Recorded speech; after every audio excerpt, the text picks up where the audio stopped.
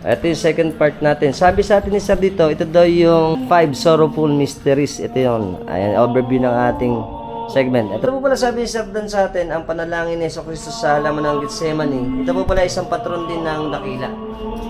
Dalawang misteryo ng hapis, ang paghampas sa ating Panginoon Yesu Cristo sa haliging bato.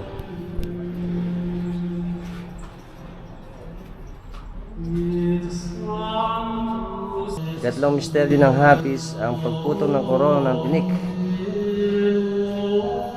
Kaapat na misteryo ng hapis, ang pagpasan ng krus ng Panginoong Jesucristo.